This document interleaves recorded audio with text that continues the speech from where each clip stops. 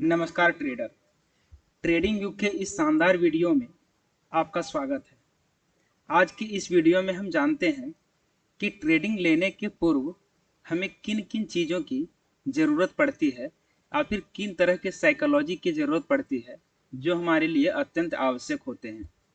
अक्सर हमें एक गलती करते हैं कि किसी भी बिजनेस या फिर किसी भी स्किल्स को सीखने के पहले हम उसकी अंधाधुंध तैयारी करते हैं और उसमें लग जाते हैं। लेकिन इन सबों के पीछे हमारा साइकोलॉजी ये होना चाहिए कि जो मैं करने जा रहा हूँ उसमें हमारी अच्छी एबिलिटी है या नहीं, क्या मैं उसके लिए अच्छे तरीके से प्रैक्टिस कर पाऊंगा या नहीं, क्या वो चीज़ें हमारे स्वभाव में हैं या भी नहीं। मित्रों, मैं आपको बताना चाहूँगा कि साइकोलॉजी से रिलेटेड मैं एक सीरीज शुरू करने जा रहा हूँ जिसमें आपको पूरी की पूरी ट्रेडिंग साइकोलॉजी से रिलेटेड वीडियो आपको देखने को मिलेंगे। और हमारा विश्वास भी है कि अगर आप इन चीज़ों को पूरी तरह से देख लेते हैं और सीखने की कोशिश करते हैं तो आपको ट्रेडिंग करने में कहीं भी कोई तरह की दिक्कत नहीं आएगी। क्योंकि अक्सर लोगों के लिए यही एक कारण बनती है कि किसी का हमने पीएनएल देखा, किसी से हमने इन्फ्लुएंस हुआ या फिर फिनफ्लुएंसर, यूट्यूब, टेलीग्राम के माध्यम से लोगों के पीएनएल को देख करके हमारे भी उत्सुकता जाग जाती है और हम भी ट्रेडिंग में घुस जाते हैं। लेकिन ये एक गलत है। आप इसे ऐसा समझ सकते हैं कि यदि हमारी साइंस में अच्छी पकड़ है और मैं किसी के कहने पर यदि कॉमर्स ले लूँ या फिर किसी के देखने पर हमारे भी मन में भावना जाग जाती है कि मैं भी इसे कर सकता हूँ, तो ये एक गलत निर्णय है। उसके पहले हमें हमारे अपने भीतर की साइकोलॉजी को समझना चाहिए कि क्या वो चीज़ें हमारे भीतर हैं भी या नहीं। तो चलिए आज के इस वीडियो में हम जानते हैं और हमारा पहला सवाल ये होना चाहिए कि क्या ट्रेडिंग मेरे लिए अनुकूल है या नहीं।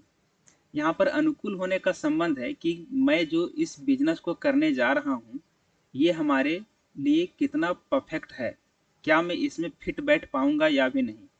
कहीं ऐसा तो नहीं कि किसी को 5 मिनट 10 मिनट में प्रॉफिट करके निकलते देखा इसीलिए मुझे भी ये अच्छा लगा, किसी को लाखों 10,000 50,000 का प्रॉफिट बनाते हुए देखा इसलिए मुझे भी अच्छा लगा। लेकिन उसके पीछे के रिस्क, उसके पीछे की रिस्क एपेटाइट और उसके साइकोलॉजिकल भावना को हम नहीं समझ पाते। इस वजह से अक्सर लोग ट्रेडिंग में धोखा खाते हैं। तो अगर आप इन चीज़ों को करने के पहले इसमें जो भी बातें बताई जा रही हैं उनको यदि आप एक बार नज़र दौड़ा लेंगे, नज़र करके देख लेंगे, तो फिर आपको बहुत ही बेहतर समझ इसके प्रति हो जाएगी और आपको भी लगेगा कि मैं जो करने जा रहा हूँ मैंने सारे तौर तरीके से देख लिया है, उसकी अच्छी तरह से पैमाना पर नाप तोल लिया है, तब मैंने इस बिजनेस को किया है। क्योंकि ट्रेडिंग करना एक रिस्क वाला बिजनेस है, यहाँ पर रिस्क के अगेंस्ट ही आपको प्रॉफिट मिलते हैं। इसलिए इन सब सारी चीज़ों को जानना आपके लिए अति आवश्यक है। तो हमारे लिए पहला सवाल ये है कि आपका स्वभाव कैसा है, आप किस तरह के व्यक्ति हैं, आपका क्या आप अपॉर्चुनिस्टिक हैं या फिर किस तरह के हैं। आपको अपने नेचर के बारे में ये जानना जरूरी होगा कि हमारा स्वभाव कैसा है, क्या मैं ट्रेडिंग के प्रति अपने नज़रिए को किस तरह से रखता हूँ, क्या ट्रेडिंग हमारे लिए उतना महत्वपूर्ण है या भी नहीं। तो ये आपका स्वभाव बताएगा कि मैं इसमें किस तरह से अपने प्रॉफिट को ले पाऊंगा, यहाँ पर यदि रिस्क हमें होती है तो मैं उसे कैसे मैनेज कर पाऊंगा। इन सब चीज़ों को जानना बहुत ही आवश्यक है। दूसरा चीज़ होता है हमारा वातावरण, कि क्या मैं जहाँ रह रहा हूँ वहाँ पर ट्रेडिंग से रिलेटेड या फिर इस तरह के आर्थिक जगत से जुड़ी हुई चीज़ों को तवज्जो दी जाती है या नहीं। क्योंकि वातावरण इन सब चीज़ों के लिए बहुत ही मायने रखता है। मान लीजिए कि आप ऐसे ऑफिस में काम करते हैं जहाँ पर इस तरह के करने वाले लोगों की संख्या ज़्यादा है, तो बेशक आपका भी रुझान इसके प्रति होगा और वहाँ पर आप सीख पाएंगे। लेकिन आप ऐसे वातावरण में हैं या फिर ऐसे ऑफिस वर्क में रहते हैं, इस सोसाइटी में रहते हैं जहाँ पर इन सब चीज़ों को तवज्जो नहीं दी जाती है। लोग इसको फेक समझते हैं, इसे धांधली समझते हैं, इसे समझते हैं कि यहाँ ये एक तरह का जुआ है, यहाँ पर गैम्बलिंग होती है, तो फिर आपको इस तरह के बिजनेस में करने के पहले आपको बहुत तरह से सोच लेना चाहिए, समझ लेना चाहिए, क्योंकि आप उस वातावरण से आपको हटने में काफ़ी समय लगेंगे। तीसरा चीज़ होता है व्यक्तित्व। मैं किस तरह का व्यक्ति हूँ? आप अपॉर्चुनिस्टिक हैं, ऑप्टिमिस्टिक हैं, क्या आप निराशावादी व्यक्ति हैं? आपको यदि थोड़ी सी भी लॉस हो जाती है तो क्या ये लॉस आपके बहुत दिनों तक रहते हैं? आप इस तरह के लॉस को नहीं सह पाते हैं? तो आपका व्यक्तित्व बताता है कि आप किस तरह के, आपकी पर्सनालिटी कैसी है। चौथी चीज होती है रिस्क लेने की क्षमता, रिस्क एपेटाइट। आप कितने रुपये दे करके कितना रुपया कमाना चाहते हैं, आपकी रिस्क लेने की क्षमता क्या है। कहने का मतलब, आप यदि 50,000 रुपये पर मंथ कमाते हैं तो इसमें से आप कितने रिस्क ले सकते हैं ताकि उन पैसे के चले जाने के बाद भी आपको कोई भी तरह की गम ना हो, कोई भी तरह की क्षति ना हो, आपके परिवार के ऊपर, आपकी लायबिलिटी के ऊपर कोई तरह की रिस्क ना आए। तो ये बताती है रिस्क लेने की क्षमता, क्योंकि मैं बार बार कह रहा हूँ यहाँ पर रिस्क के अगेंस्ट प्रॉफिट होती है। तो इसलिए आप अपने रिस्क को मिनिमाइज करके कैसे चलेंगे, या फिर उन पैसों को आप कहाँ से ला रहे हैं, ये चीज़ें जाननी बहुत ही ज़रूरी हो जाती हैं। अगली चीज़ें हैं पूंजी की साधन। आप जो भी पैसे इस ट्रेडिंग में लगा रहे हैं, रिस्की बिजनेस में, क्या उन पैसों को आप कहाँ से ला रहे हैं? कहाँ से ला रहे हैं कहने का मतलब कि कहीं ऐसा तो नहीं कि आप 50,000 रुपये कमा रहे हैं, इसमें से आपके खर्चे बहुत ज़्यादा हैं, जिसमें से कि ईएमआई हैं, स्कूल के फ़ी हैं, घर के राशन खर्चे हैं, पेट्रोल का खर्चा है, एट्सेट्रा करके आपके 50,000 या फिर इसके लमसम में खर्चे हो जाते हैं।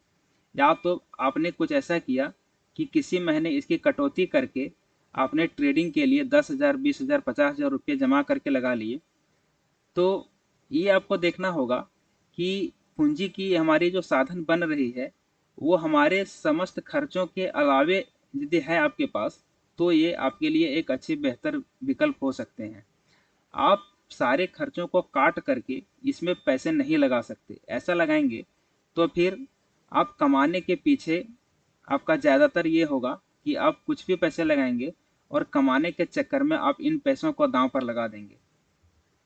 इसलिए इस तरह की साइकोलॉजी से बचना चाहिए और आप उन्हीं पैसों को लगाएं जो कि आपकी दैनिक ज़रूरतों को पूरा करते हुए जो पैसे बच जा रहे हैं, आप उन पैसों को लगाएं जिस पैसों को आप सेविंग करना चाहते हैं, अन्यथा आपके बैंक अकाउंट में पड़े रहते।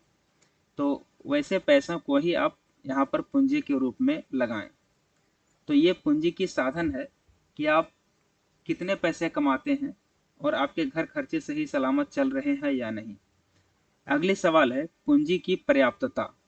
आप इन चीज़ों को जान लें पहले कि हमारे पास ये जो पैसे आते हैं तो वो समस्त हमारे पास है या भी नहीं।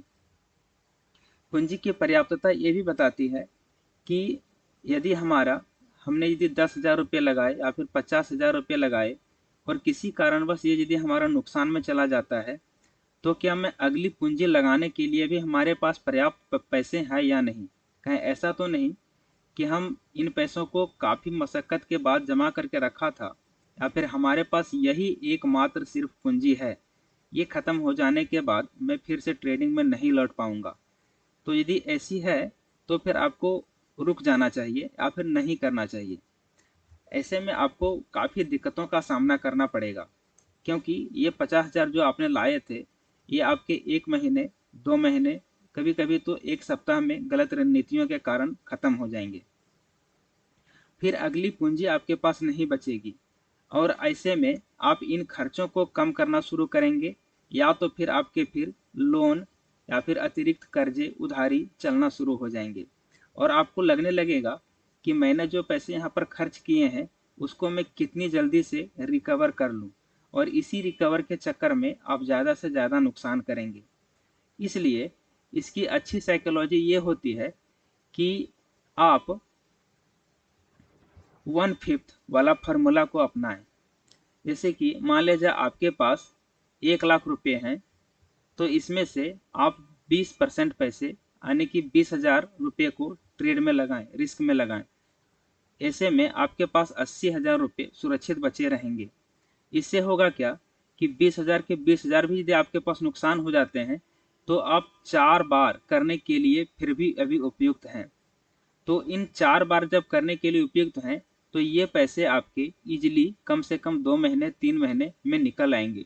लेकिन अगर आपके पास मात्र एक ही साधन बचा है कि आप 50 के ही पैसे और पूरे ट्रेड में झोंक देते हैं, तो फिर इसकी कम ही संभावना होती है कि आप इन पैसों को बचा पाएंगे।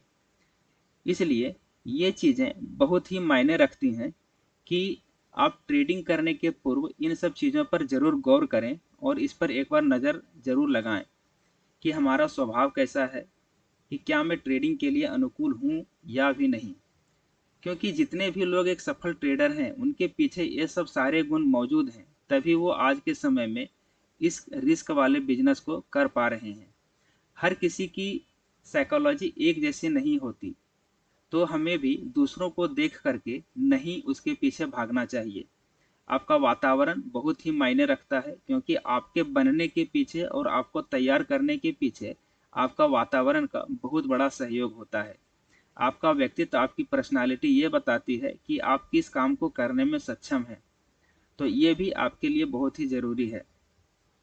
चौथी, रिस्क लेने की क्षमता। आप कितने रिस्क ले पाते हैं, रिस्क के अगेंस्ट आपको कितनी प्रॉफिट बनाने की उच्चाकांक्षा होती है, आप कितने अपने आप को इसमें फिट बैठा पाते हैं। चौथी, पूंजी की साधन, और लास्ट में पूंजी की पर्याप्तता। आप इन चीज़ों को ज़रूर गौर करें, नोट करें, एक एक सवालों पर ध्यान दें और अपने आप को इस पर फिट बैठाएं। ये सब यदि आप करते हैं तो मुझे उम्मीद है कि आप ट्रेडिंग के पहले अध्याय में पास हो जाएंगे। मैं अगले सवाल पर आऊँगा और इसी तरह के मैं बहुत सारे साइकोलॉजिकल रिलेटेड वीडियो बनाने वाला हूँ, एक सीरीज तैयार करने वाला हूँ। इसमें आप जान पाएंगे कि हमारा साइकोलॉजी कैसे हो। हम आने वाले वीडियो में बहुत तरह के भी और भी ऐसे ऐसे अच्छे अच्छे वीडियो लाऊंगा जो कि एक कोर्स का काम करेगा। इसलिए मुझे उम्मीद है कि आप इसे ज़्यादा प्यार देंगे और इससे कुछ आपको सीखने और समझने में भी मदद मिलेगी। Thank you. मैं बहुत जल्दी ही अपना दूसरी वीडियो लाने वाला हूँ। आप इस वीडियो को कमेंट करें, देखें और आपने क्या सीखा मुझे ज़रूर बताएं। धन्यवाद।